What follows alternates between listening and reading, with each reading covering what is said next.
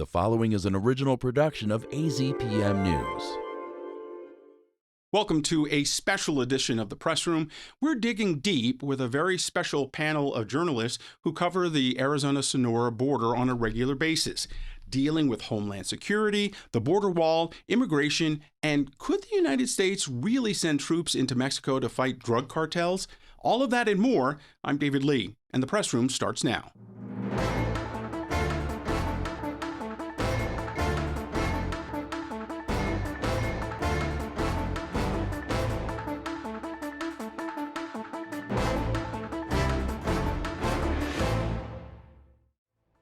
Welcome to the Press Room. I'm AZPM News Director David Lee, and today we have a very special show for you. We've assembled 4 experts on the border, and we're going to focus on that for this entire show. But before we get into the actual questions, we want to introduce you to everybody, starting off with Rafael Carranza from the AZ Luminaria. Yes, I'm an investigative reporter there working at Arizona-Luminaria in collaboration with ProPublica. I've been covering the U.S.-Mexico borderlands for the past 15 years on and off, particularly focused on southern Arizona. Okay. Joining us for a very special first time with us, Melissa Del Bosque, who is co-founder of the Border Chronicle. Yes, hi. Thank you for having me. Yes, I run the Border Chronicle, and I've been reporting on the border since the late 90s, so for a long time. And we cover the entire border, actually. And I spent many, many years on the Texas border, and now very happy to be here on the Arizona border. Thanks for being with us. From Arizona Daily Star, Emily Bregel. Yes, thanks, David. I'm so happy to be here, and I cover the border and immigration, so it could be immigration policy, southern Arizona generally, as well as the state of Sonora and current events and what's going on in Sonora. Okay, and covering the border for us, Danyelle Khmara for AZPM. Hi, yeah. So I also cover the border and immigration, and I have been covering that for AZPM for the last 3 years. And before that, I covered that topic for about 2-3 years at the Arizona Daily Star. All right. Well, thank you all for being with us. Melissa, we'll start with you. We've seen other parts of the United States now having to start to deal with ICE and Homeland Security a little bit more.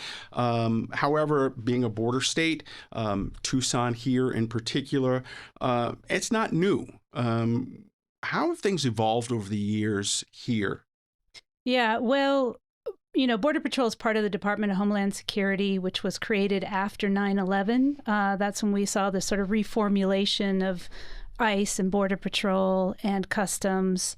And since then, so it was hastily put together, the Department of Homeland Security, and there's never really been the proper oversight of the agents there. And it's been an issue for many, many years, especially for border communities, because as we all know, Border Patrol agents are ubiquitous in Border communities, and, will often even respond to, accidents and things like that.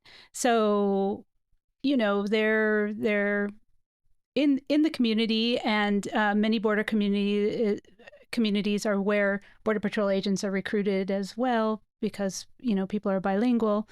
And so over the years, there have been various issues with Border Patrol. Impunity has been a big problem. Fatal shootings have been a big problem. I've been reporting on, the Department of Homeland Security since it was created. And unfortunately, many of the stories I've done have been about fatal shootings, including Border Patrol agents shooting into Mexico and killing people there from the U.S. side. And in fact, there's been 342 deaths since 2010, and 76 of those have been fatal shootings. And there's never been an actual successful prosecution for a fatal Border Patrol shooting. Okay, Emily, you recently did some reporting about kind of an uptick of, interrogations of folks going back and forth on a daily basis.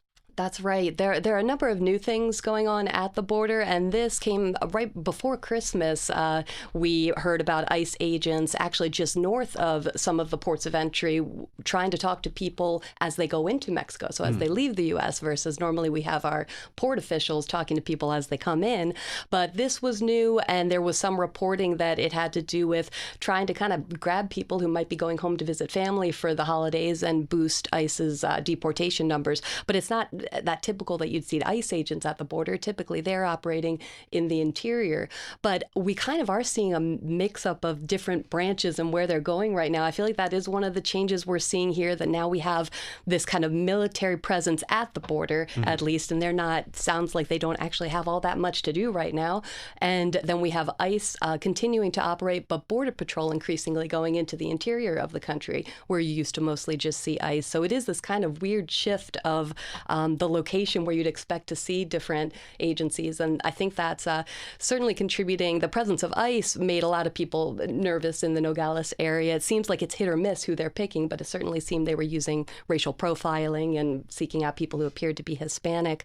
And at the same time, this is unrelated to ICE agents being posted there, but on December 26th, CBP was supposed to begin, and I have not heard that this has actually started in Nogales yet, but they were supposed to be starting biometric facial scans of people both as they leave and enter the country, and that's just for non-citizens. I checked in with someone recently, and they have not seen that happening yet, but possibly at other ports of entry that's happening. Danyelle, in your recent reporting, what are the families feeling on either side of the border right now? Yeah, so families who, might be mixed status families, where maybe a couple of parents or even one of the parents might be undocumented, maybe even sometimes a couple of children are U.S. citizens, maybe another child has DACA. A lot of those families who I've spoken to, and even just, community members and friends and, people I know from living here in Tucson, are feeling really nervous, and people are feeling nervous to, go out and do fun community activities, go to the grocery store, things like that. But that said, even despite what Emily was just talking about and what she reported on, people are still crossing the border, legally every day. I think we have a couple million people crossing the border every day who are, visiting not every day, every month, visiting family, shopping, going to work. So I think that sort of the risk of people feeling at risk, even when they do have their legal paperwork in order to be able to cross back and forth, is heightened. But nonetheless, people are still going about their daily lives because they don't really have a choice. Rafael, if you had to share with other parts of the country what makes the Arizona-Sonora border so unique, what would you share with them? I think that there's a lot of similarities in terms of, a lot of these border communities have a lot of things in common, in the sense that, they tend to have a lot of strong economic, family, cultural ties that span both sides of the border. I think here in Arizona specifically, it's been sort of a testing ground, for many years, where CBP, would attempt to, try out a new program, along the border, and then attempted to launch it elsewhere. So we've seen that kind of Arizona stand out for that. It's also, some of the most rugged parts of, the U.S.-Mexico borderlands. And I think that kind of comes into the conversation, especially when we talk about physical security and how the U.S. government is able to secure the border. That's been a big topic of conversation. And as a result, Arizona has become almost de facto the most fortified state of the 4 border states here in the U.S. One of the things that has been going on, President Trump has talked a little bit about sending some form of troops into Mexico.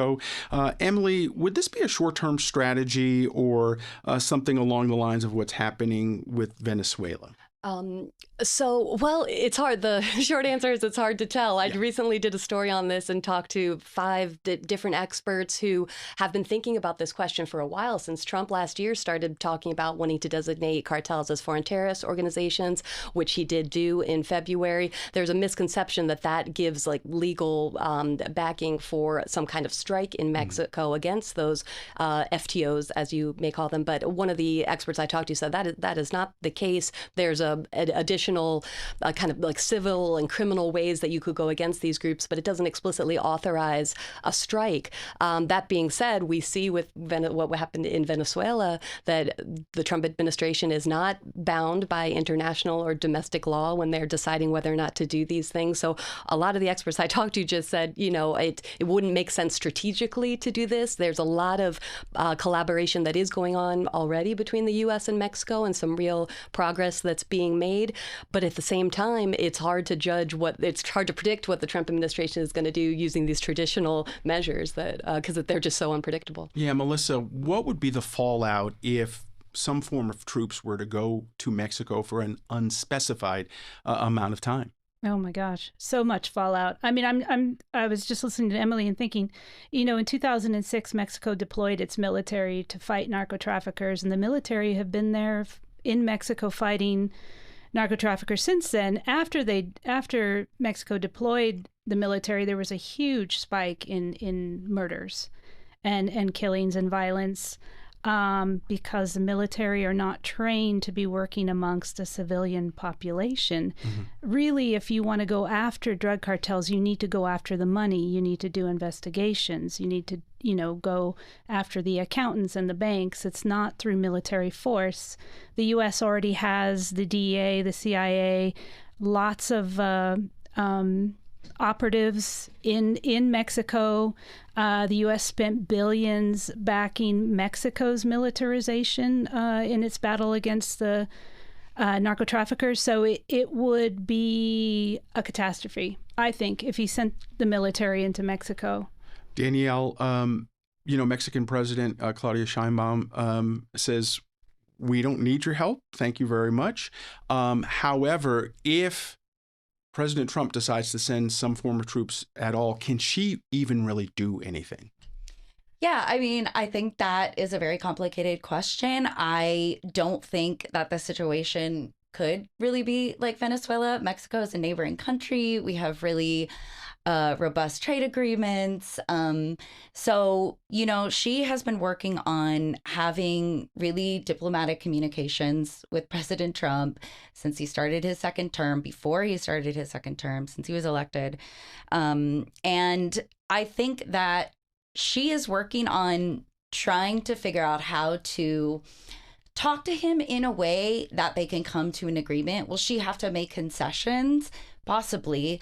But, getting back to like what Melissa was saying, and I was thinking about this when Emily was talking, Mexico already has their military. If you go to Mexico, if you're just driving on the highways, you can see that they're very present. And so it's kind of hard for me to imagine exactly what the American military would even be doing there, or how that collaboration would work, or what that would look like. So I think this is a very complicated question. And as far as whether or not she could do anything, I think she is trying to do something right now with diplomatic conversations. And, I guess we're in unprecedented territory, and I guess we'll see how that continues. Rafael, I want to quickly just get to you real quick. Would it make a difference to the drug cartels if the United States are there? I think something that we have seen pretty consistently along the U.S.-Mexico border is that the cartels are willing to adapt, and they will, shift, where demand is. If there are new methods that perhaps might work better, we've seen a big shift, for example, in the last 20 years or so in the quantities of drugs that are smuggled. Like, it used to be marijuana that used to be the bulk shipment, but then we've had so many states that have decriminalized marijuana, and so then the cartels have then shifted to smaller, more potent drugs like fentanyl, like meth, and so I think that kind of shows their ability to adapt to the different circumstances on the ground.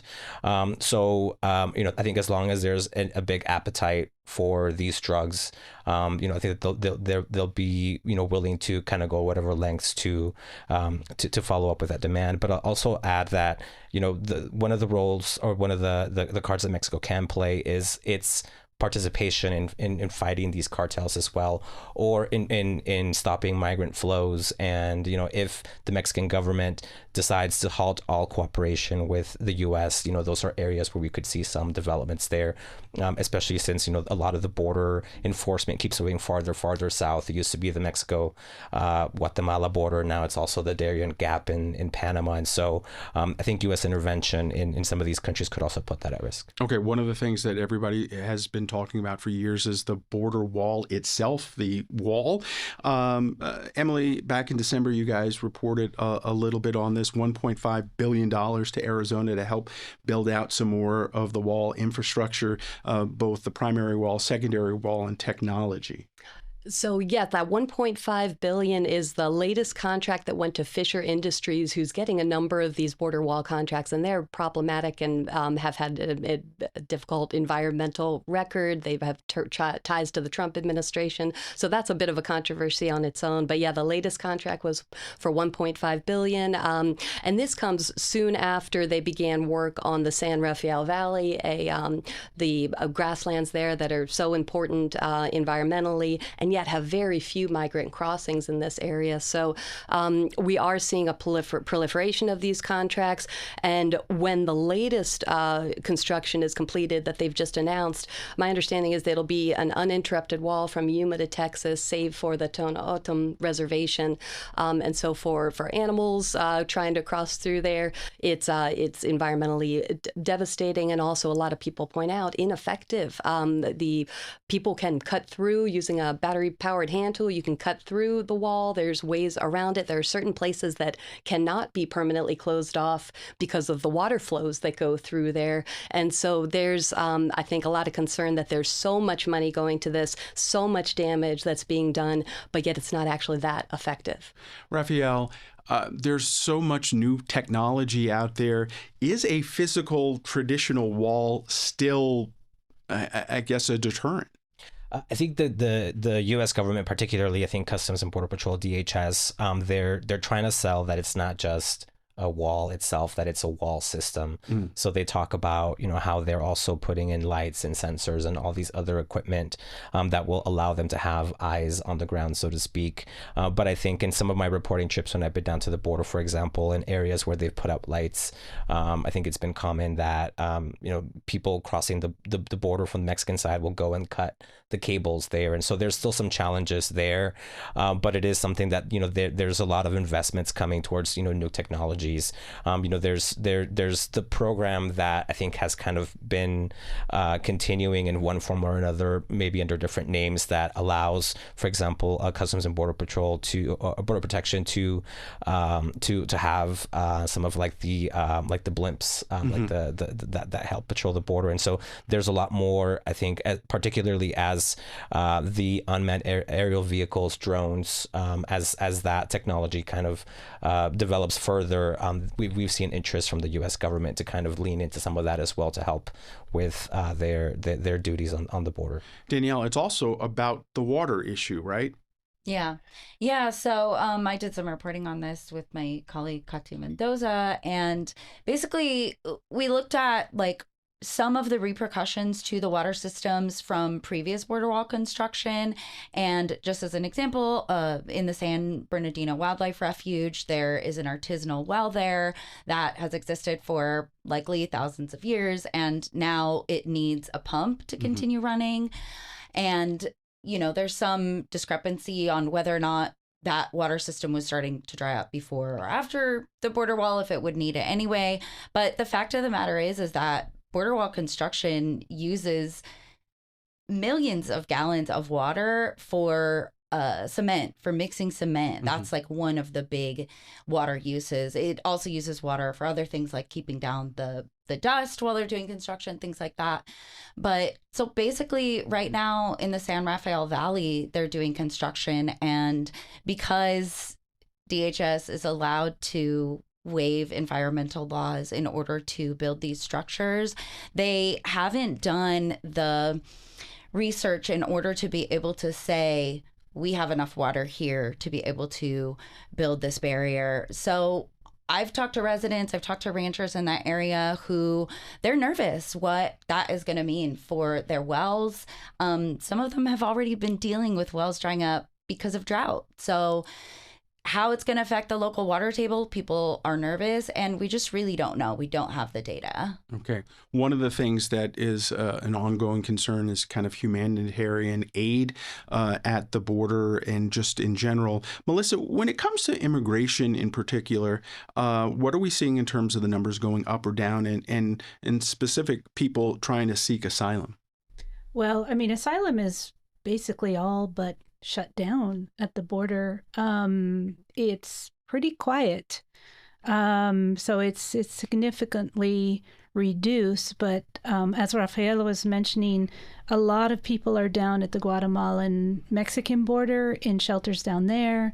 And then there's people in limbo, closer to the U.S. southern border on the Mexican side as well. So there are still people who want to seek asylum, but it's a lot of people are now doing a reverse migration, for instance, through the Darien Gap, because they know that they're not going to be able to seek protection here. Danyelle, I know you've done some reporting on this as well. What has been some of the reaction to some of the people trying to support folks down there? Well, I will say that I have talked to people who are, like Melissa was saying, stuck on the southern side of the border who wanted to seek asylum. And in particular, I talked to some people who are at migrant shelters that are being supportive of them at least having a safe place to stay for now. And these are people who might make the decision to reverse migrate, but really they've told me that they don't have anything to go back to, that they left dangerous situations. And these people came to the border when, for the most part, when Biden was still in office and there was some access to asylum, they could get an appointment to get humanitarian aid parole, and then they could start an asylum case. A judge would decide whether to give them asylum, but they had at least hope that they might have access to that.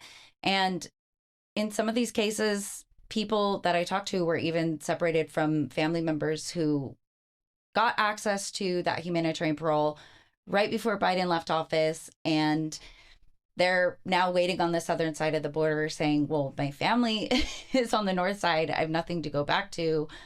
And they're basically just living in a shelter, which is not really set up for, long-term having purpose and living a life. So yeah, a lot of people I think feel in limbo and feel at a loss as to what to do next. Okay. At this point in the show, this is where we would normally have viewer questions, but we've got 4 experts here on the border. So I want to go around the room to each of you and ask you, what are some of the things you're hearing from the people you're reporting on or with? What are some of the questions they're asking you? We'll start off with Rafael. I've been doing some reporting over the past year about the 287G program, which allows local police to partner with immigration officials to help make arrests. And I think that's been a big question that we have seen in many communities about the role of local police in helping with immigration arrests. I think here in southern Arizona, the top law enforcement, whether it's the sheriff, the Tucson police chief, have been pretty clear in stating that they don't want to participate in these, they don't support these immigration arrest operations, that, they value, the work with immigrant communities to help, keep communities safe and have them feel comfortable reporting crimes. But, that's something that I think is still being put to the test, especially now that we're seeing the crackdown kind of expanding to more cities. And it does kind of put local police departments in a place where they may be kind of caught in the middle between federal officials who are carrying out these arrests, sometimes in very aggressive ways, and then the protesters or people who are keeping tabs on their work. And I think local police they're are trying to figure out where they straddle that line between keeping the public safe while at the same time keeping an eye on federal law enforcement. Okay, Melissa, quickly for you. Yeah, I think a lot of people are asking what kind of legal restraints are on these sort of roving ICE and Border Patrol teams. A lot of people refer to ICE, but a lot of what we're seeing is actually Border Patrol that's up there in like Minnesota, for instance. Those are, Border Patrol strike teams, and it's led by Gregory Bovino, who was the El Centro sector chief for Border Patrol in California. So there's a lot of confusion, I think, between ICE and Border Patrol, who's actually leading those roving patrols, and do they have total immunity, because that's what the White House is saying, and they can just do anything with impunity or not, which is actually not the case. Yeah. So Emily? Most of the questions I've gotten lately have to do with people asking, how can I get involved? How can I help? I feel powerless. And if I do get involved, will I be safe? Especially since the shooting of Renee Good in Minneapolis. I think there's a heightened fear among people who maybe previously felt safer in their community. So I think that I often refer people to just the groups working in this area, Coalición de Derechos Humanos and Borderlinks, some of the other groups here who are training people on how to safely observe and record, express your First Amendment rights without putting yourself in danger. Okay. And Danyelle, just about 20 seconds here.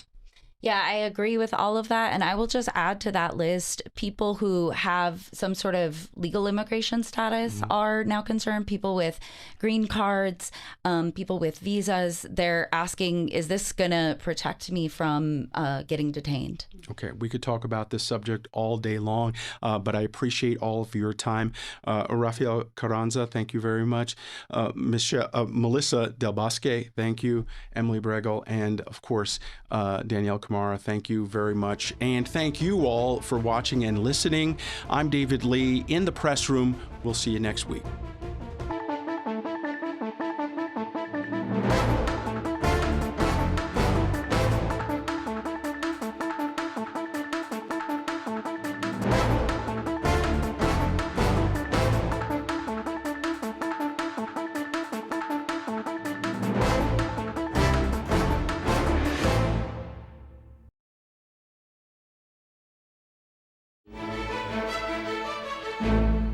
Thanks for watching The Press Room here on YouTube.